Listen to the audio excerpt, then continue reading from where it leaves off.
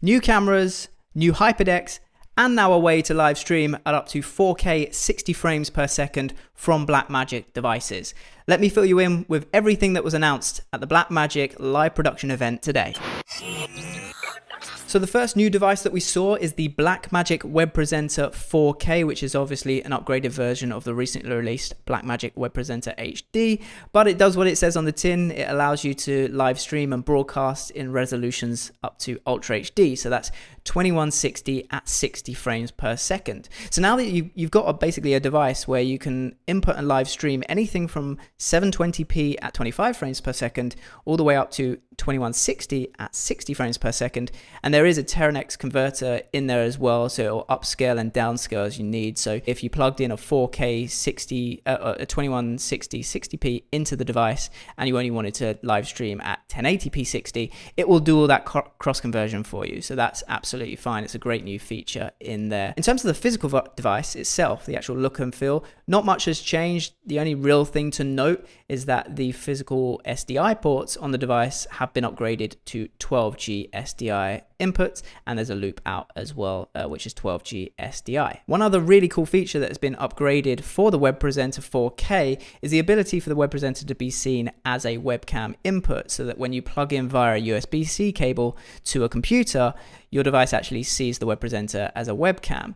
Now for the Web Presenter 4K, it supports up to 4K resolutions, so you can pass through that full 2160 resolution as a webcam. Obviously it depends if the software supports Ultra HD webcams, but you've got that possibility there. You still have all the fantastic features that were in the Web Presenter HD, like the new ability as well to use mobile tethering, so you can actually stream over 4G or 5G by tethering your Android or iPhone device to the Web Presenter HD, and now that's carried over into the Web Presenter 4K. You're probably going to need 5G if you're wanting to live stream in Ultra HD, but it's there for you if you want. And that includes the failover as well, so it will fail over from Ethernet over to your mobile device. So that's nice. You've got that air of redundancy. It's also got dual power inputs as well, so you've got a DC input and an AC input, again for added redundancy.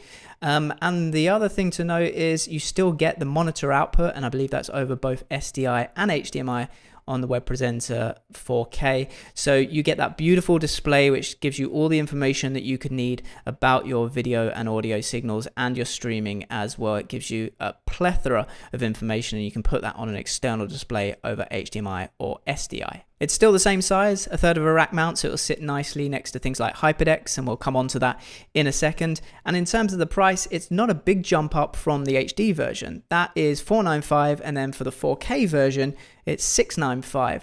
So to be honest, I don't know any 4K encoder or Ultra HD encoder that will do up to 60 frames per second anywhere near that type of price point. So fairly priced, and I'm looking forward to getting hold of one of these and giving a review so that we can see what that picture quality is like at beautiful, crisp Ultra HD. Let's move on to the big stuff. Cameras. We've got two new cameras added to the Blackmagic lineup. I'm even going to bring in my notes here because I was furiously writing stuff down as Grant was saying it, because there's a lot to cover.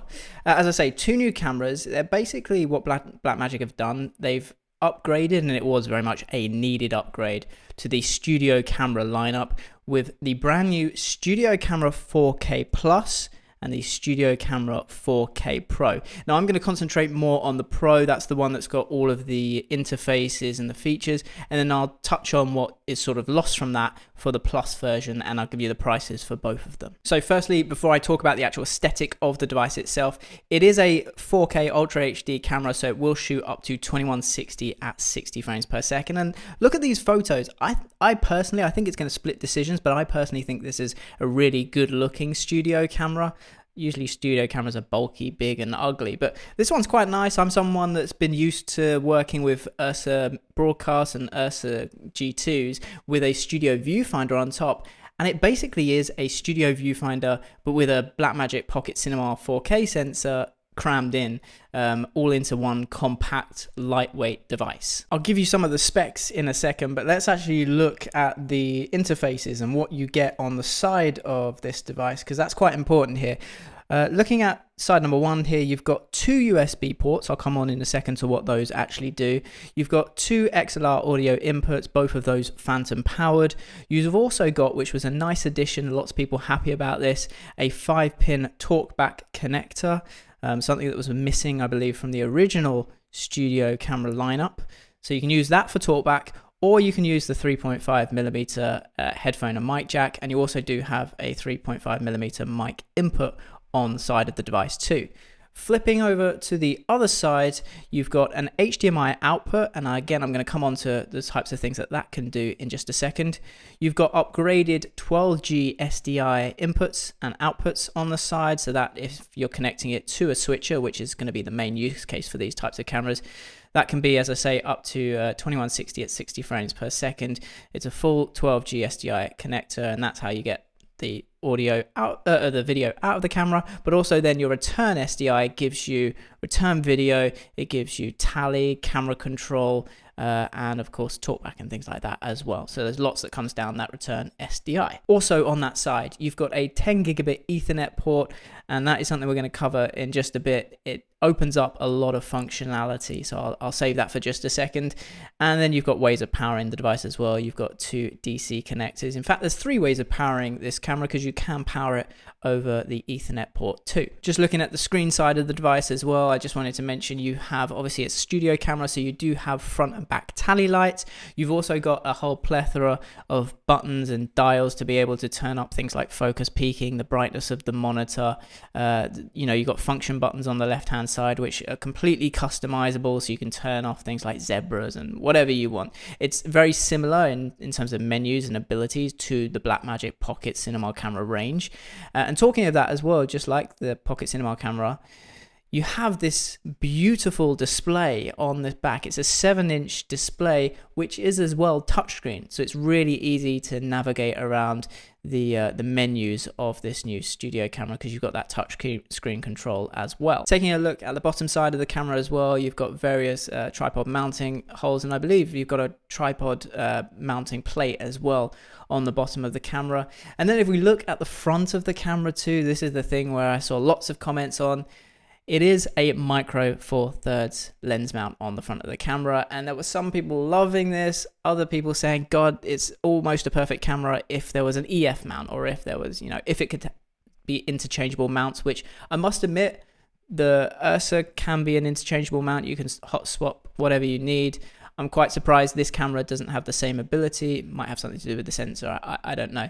But yeah, it is a micro 4/3 only mount. We'll come on to lenses and the types of things that you can do with that in a second. Let's move on to some of the specs then. And as I kind of mentioned before, this is basically a Blackmagic Pocket Cinema camera sensor fit into the studio housing, and you get all of the benefits of that sensor. So it will shoot up to 2160 at 60 frames per second. You get 13 stops of dynamic range. You get the incredible Gen 5 color science. You get the very, very powerful ISO range, the dual native ISO, which goes all the way from ISO 100 all the way up to, I believe it's ISO 25,600. And so basically, in short, that means the low light capabilities of this camera is going to be pretty impressive. You also get the same built-in color correction found in the Pocket Cinema cameras as well. So when you are using that return SDI cable from a switcher, you can fully color grade and color calibrate the camera using the software control. And I want to touch on the USB-C ports on the side of the device too, because that's an upgrade from the original studio camera lineup, and something we do see in the Pocket Cinema cameras. And it gives you multiple abilities really, but the one I think everyone will really love is the ability to plug in via a USB-C cable a hard drive, and then you can record straight onto that hard drive, and there's lots of benefits for doing that. Now you record in Blackmagic RAW, so you get all of the benefits when it comes to editing of having that codec and being able to shoot flat and fully customize your color grade, and you got all of the data there from Blackmagic RAW, so that when you do take it into something like DaVinci, you've got so much data to work with. So although this is a studio camera, and I guess in many people's minds it's just going to be used for live settings, it's nice that Blackmagic have also added on the ability and the workflow to also do post-production stuff with it as well. That's really nice. So that's one use for the USB-Cs on the side of the device. The other use case is for lens control, because as well as announcing new cameras, they've also brought out a focus demand and a zoom demand. For you and me, that basically means like remote controls for the focus and the zoom of a lens. Now, the zoom will only work with Micro Four Thirds lenses that have powered zooms. So I think I know of maybe 2 or 3. I'm sure there might be more. But there aren't many Micro Four Thirds lenses that have powered zoom. So I don't see many people getting that. But the focus demand, or the focus remote control, let's call it, basically bolts onto the side of your tripod arm. And then you have a control that you can turn to adjust the focus of the lens. And it sort of gives you that fine control that you would see in more professional sort of B4 TV lenses, but having the ability to have that control with photographic lenses, with Micro Four Thirds lenses. So I'll be very interested and hope to sort of get my hands on that to see how fine and granular it actually is and how well it works with certain lenses. But from what Grant showed in the small demo, it was quite nice to see. He also was using the zoom rocker as well, and it looked pretty impressive, so I'll be keen to see how that actually works in the real world. A couple of other things that I've got on my list here: balanced XLR inputs on the 4K Pro version. And Blackmagic actually made a point during the live stream that it has a really, really low noise floor as well. So I'm fully expecting these to be high quality XLR inputs into the camera. Again, we're yet to see, but it does sound like they will be. The one thing that really does excite me about this camera, and I haven't spoken much about yet, is the 10 gigabit Ethernet port on the side of it.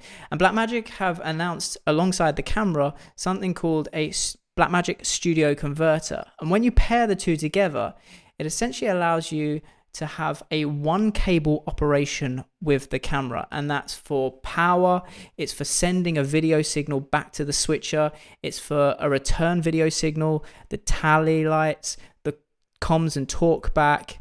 I'm sure there's other stuff I've missed off that list, but everything. Oh, and power, to even power the camera, all down one cable. And the amazing thing is, it's not an expensive fiber cable or anything like that. It's an inexpensive Ethernet cable. They didn't say whether it needed to be Cat5 or Cat6a or anything like that, but even so, a Cat6a Ethernet cable is much cheaper than a fiber cable.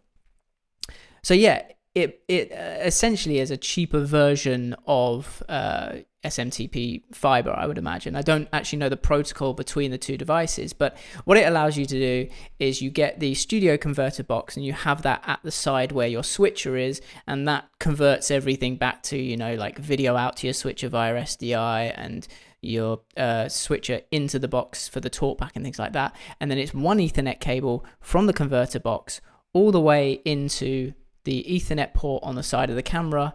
And as I say, it also powers the camera as well. So pretty much one cable for each camera on your studio floor. And that's really nice. And again, the benefit is it's not a super expensive cable.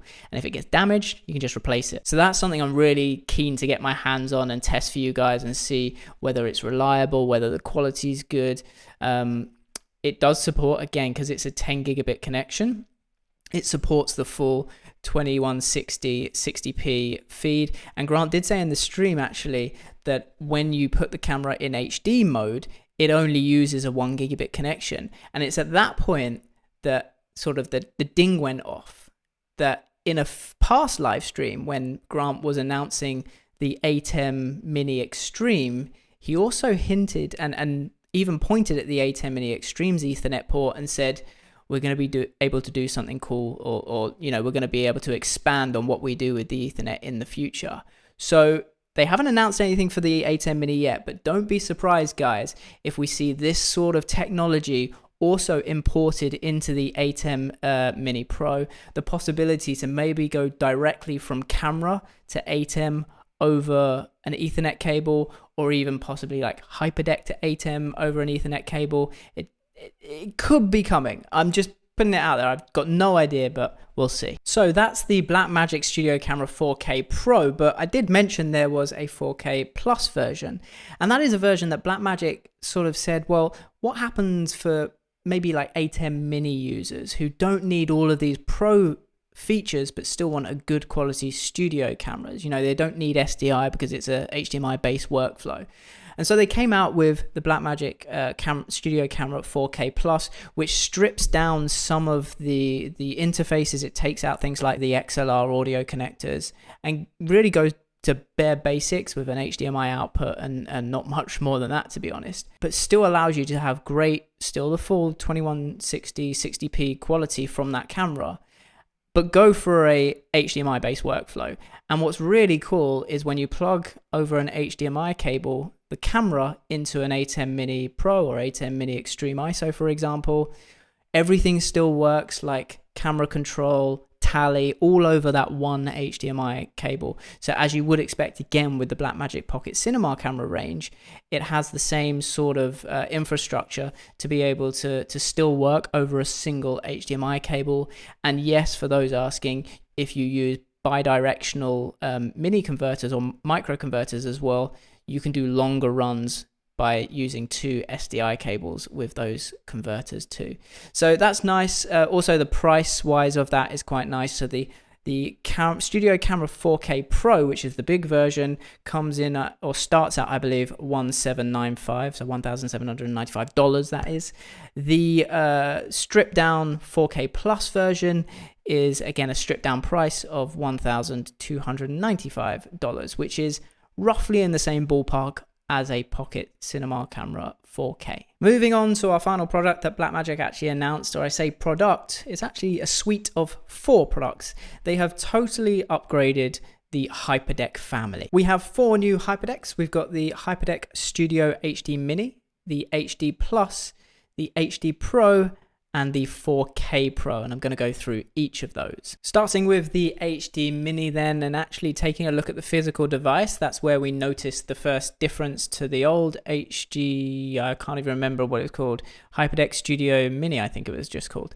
On the Hyperdeck Studio HD Mini, we actually do lose the ability to do a key and fill output via SDIs. If you take a look at the back of the new Mini, we have an SDI in and an SDI out, but we don't have 2 SDI outs. We also still retain the HDMI out. Added onto it, which is really nice, is the timecode in and out and the reference in and out. So there's now timecode generator and sync inside of the Hyperdeck. So that basically means that you can sort of connect multiple Hyperdecks together and use one Hyperdeck as the generator of timecodes, and then timecode lock and sync all the other Hyperdecks to that, so everything is in sync.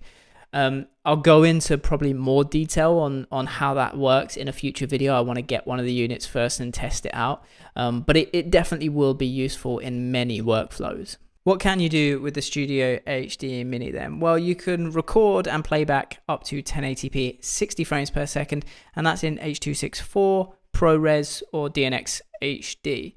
And one of the interesting things that Grant did mention is it's not ready yet, but they are working on a way of being able to play H.264 files that you've rendered out on your computer, put them onto the SD card, and then play them out on the Hyperdeck. It's been a hugely requested feature, but it's just not available just yet, but they are working on it. So that will be nice. You can use SD cards, UHS-2 cards, obviously nice and cheap to get your hand on. But the other additional feature now within the Hyperdecks, all 4 of the Hyperdecks I'm going to talk about today, is again the addition of a USB-C port, which allows you to plug in an external drive and use that for recording onto as well. So you can greatly grow the amount of space that you can record onto. If you plug in, I have these little SanDisk SSDs. This is a 500 gigabyte one. So whereas it would be quite expensive to get a 500 gigabyte SD card, you can just plug in one of these pretty inexpensive SSDs and record directly onto that. And again, the beauty of doing that is you then just take the SSD, plug it into your laptop, and edit directly off of it. Another interesting feature that again is in all 4 of these Hyperdecks I'm going to talk about is the ability with the USB-C port for the Hyperdeck to be seen as a webcam by a computer. So you can plug in your Hyperdeck into your computer and it will sort of trick the computer into thinking it's a webcam.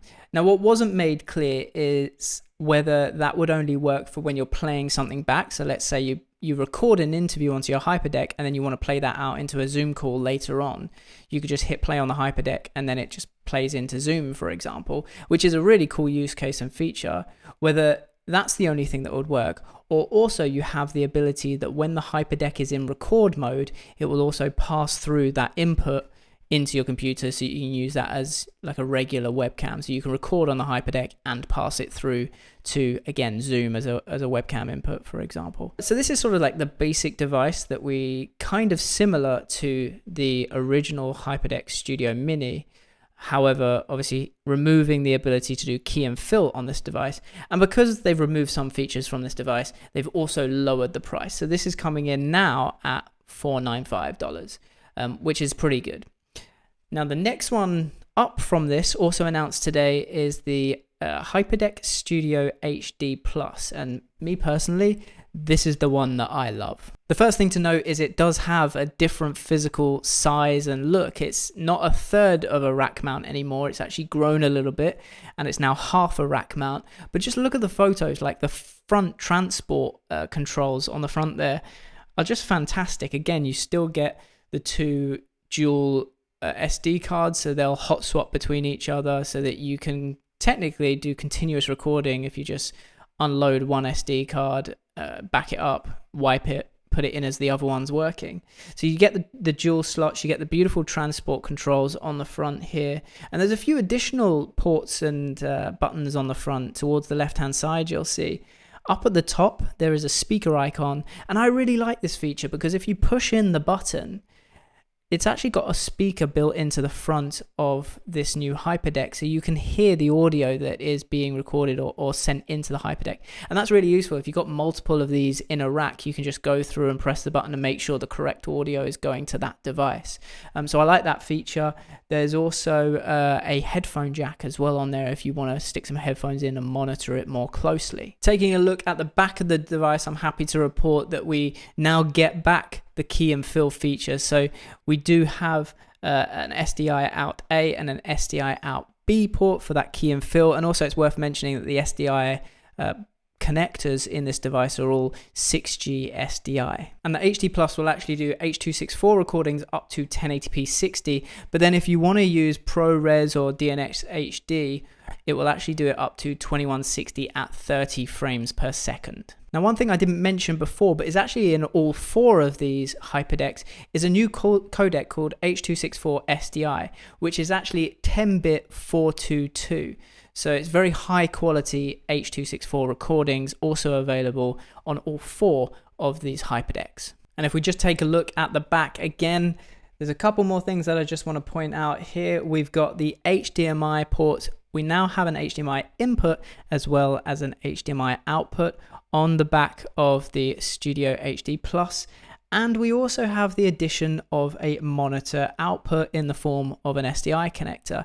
And it's very similar to the way that the web presenter works. It's a separate output which just gives you additional information. It's got things like the time code, also other information on screens. So you can bring that in and display it on an external monitor separate to the clean feed that is obviously going to something like a switcher. Now, one thing I did note looking at the photos is it isn't quite as clear that it's a monitor output as, say, the web presenter. The web presenter, it's very clear. There's a blue background and things like that, so you wouldn't get the two mixed up. But with this monitor output, it does seem to be, certainly from the screenshots we've seen so far, it's almost just like camera overlays. And my big worry is that in a rush, you might accidentally put this screen on air rather than the clean feed. So watch out for that. With all those additional features built in, then the price is $695 for the Hyperdeck Studio HD Plus. Moving swiftly on to the third Hyperdeck that was announced, which is the Hyperdeck Studio HD Pro. Now, functionality-wise, this is very similar to the HD Plus that we just saw. It's more the physical attributes that are different with this one. It's a full rack width, and also we have the introduction of SSD bays as well. So there's two slots so that you can put in SSD hard drives. They've also added, which it wasn't in the original version of this, they've also added two SD card slots as well. So you essentially have 4 slots that you can record on this device. They've upgraded and gone for that new look like the HD Plus on the front with the transport controls. And they've added this jog wheel, or I think they call it a search dial, with an electronic clutch as well, so that when you actually reach the end of a menu, it won't just keep rotating, it will stop, which is nice. Grant was sort of showing and displaying going forward and back through clips, and it did seem to work really well, so I'm quite intrigued by this. It's a nice addition to have on the front of these Pro units. Functionality wise, this unit is pretty much the same as the previous unit, which is the HD Plus. It still records 1080p 60 frames per second for H.264, 2160 at 30 frames per second for either ProRes or DNx HD. The other things that really changed, not much in terms of function physically. If you look at the back, the only replacements is they've swapped out the SDI connectors in replacement of XLR connectors for the timecode input and output. But yeah, not much has changed on that. Price wise, you're going to be paying $995 for this full rack version. Where you do get a slight change though is in the final Hyperdeck that was announced, which is the Hyperdeck Studio 4K Pro. So with this version, you do get a few added recording functionalities as well, because not only do you have an H.264 recorder in there, but you've also got H.265 recordings too. So you've got H.264 up to 1080p 60, and then H.265 up to 2160 at 60 frames per second with the 4K Pro version of the new Hyperdeck Studio. You can also record up to 2160 at 60 using ProRes and DNx HD as well as expected. The physical design of the unit is pretty much identical to, again, the HD Pro. The one other feature that I do just want to talk about here, because again, it's sort of future proofing, is the Hyperdeck, this Hyperdeck, the 4K Pro Hyperdeck, also does feature a 10 gigabit Ethernet port. Again, future proofing for maybe working with the new studio cameras that were announced, but also they did specifically say in the live stream that you get blisteringly fast network transfer speed. So of course the Hyperdecks do have the FTP protocol on them, which means you can access the files on the Hyperdeck that are stored on either the SSDs or the SD cards that are inside the Hyperdeck. You can access them over the network. So it means you never need to remove the drives. You can just take the files and copy the data from the drive over the network onto something like your computer or onto a network attached storage, for example. Now, when you're using a 10 gigabit network and these devices have 10 gigabit ports in, you basically get 10 times the speed of the transfer, of the file transfer. So yeah, very fast transfer from this new device. And that's really, again, they're building this in not just for future proofing, but also for these larger broadcasters, because they're the ones that are going to have 10 gigabit networks in their studios already. So there we go. I didn't want to make this video too long and go into all the details. I am going to try and get some of these units so I can go into more detail and actually show you how they work. My overall impression then, the thing I'm most excited about, two things. One, the Web Presenter 4K. I'm really excited to hopefully get my hands on that and test it. As I say, I think it's a fantastic product at a really good price point to be able to stream 4K or Ultra HD at 60 frames per second for the low price point that they released is impressive. So that's the first thing I really want to get my hands on. And the second one is that middle range Hyperdeck, the Hyperdeck Studio HD Plus, the one which is a half rack unit, the new front. I think it looks beautiful and it's got a lot of functionality built into it as well. I'm hopefully going to get both of those to review for you on this channel. So if you want to see that and you want to see more broadcasting based content and kit based content and reviews, make sure you hit that subscribe button and also turn on the notification bell so that you know when new videos are launched and when I go live, because I'm going to try and go live a little more as well. Also, let me know what you think of the releases down below in the comments. I read through all of them, but I really want to see what you think of this lineup, but also what you think we might see in the future. We didn't see any brand new ATEMs or even ATEM Minis in this announcement. Are we going to see them in the future? Let me know in the comments if and what we might see. If you need help with your setup or workflow, my email address is on screen now. You can shoot me a message. We'll set up a one-to-one consulting session and we can work through it, make sure everything is set up and working how it needs to be for your needs. So ping me an email if that sounds interesting to you. And the last thing for me to say is if you've got to this point, you enjoyed the video, please do give it a thumbs up because it really helps. And once you've done all that, guys, I'll see you on the next one.